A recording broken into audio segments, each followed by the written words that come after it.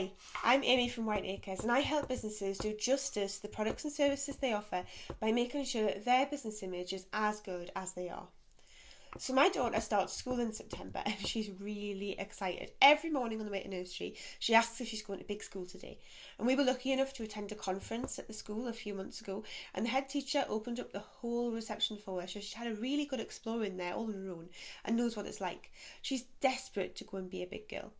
The other day I bought her a school summer dress, mainly to check the sizing, and the moment she saw it she wanted it on and she looked great, but she was really proud of herself.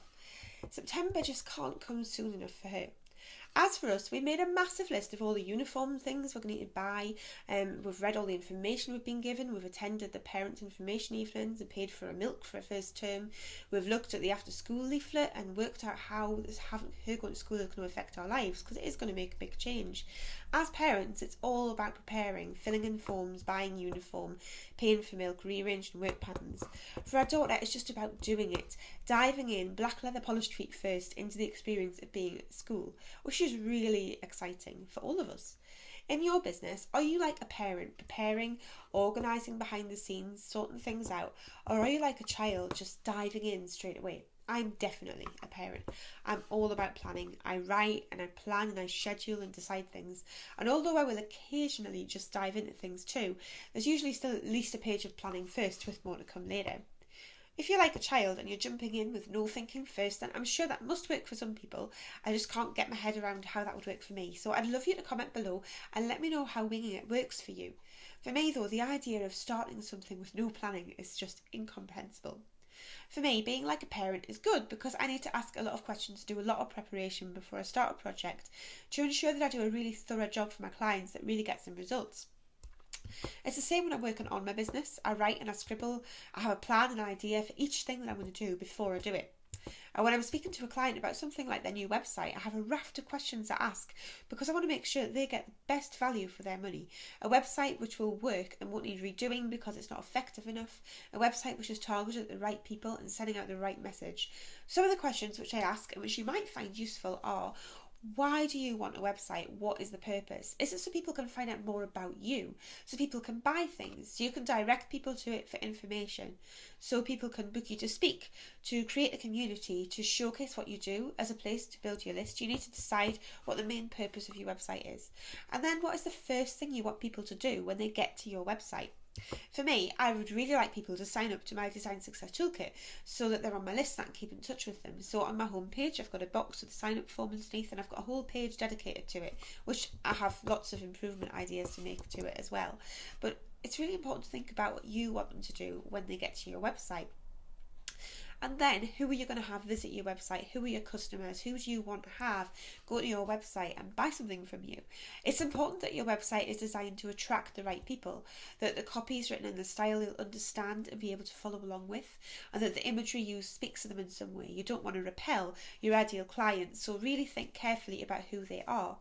And then, what do you want to include on your website? This can be things like telling people about you, having a shop, giving away free items, having contact forms, social sharing, your Twitter feed, the images, having images on your blogs, your Twitter feed, having links to certain places like charities you support or businesses you've worked with. The list is endless. So you have to really think about what you really need. I would say don't have anything just for the sake of having something. Make everything on your website worthwhile, useful, important and helpful for those using it. If people aren't going to read the minutes of the last 20 annual meetings, then just don't include them all.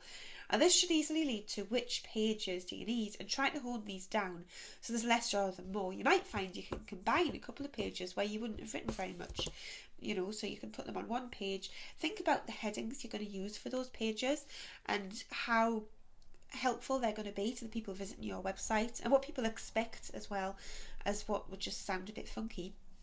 And you might want to just be a bit more sensible about that, so because people will be looking for specific headings for different things. Just try and be really clever about that, and hone it down so it's not some kind of massive place which is really hard for them to find what they want to find when they get to your website. Make it easy for them. And then, what do you need to do to prepare for your new website? So this includes things like the copy. You'll need copy on every page. So are you going to ask a copywriter to help with this? So you know 100% that your copy will speak to your audience, is written in the best possible way? Or do you need to set out a lot of time for yourself to write this yourself, because it's really hard to get right? Things like imagery, your photography, or your illustration. Are you going to risk doing this yourself? You might actually be very good at it. Or are you going to hire a photographer or an illustrator? Bad photography can ruin a beautiful website, and really good photography can really make it. So consider this really carefully, especially for things like product photographs, where you need to show what you offer in the best way. You might also need to set aside a lot of time for your illustrator to create these images, or you might find that your website designer is able to help you with these. Then there's things like logo collection. Are you including logos of companies that you've worked with, charities you support, publications you've appeared in, the kind of thing that's going to really show people that you know what you're talking about? You can't just nick these logos off Google. You have to ask permission and get these people to send copies to you.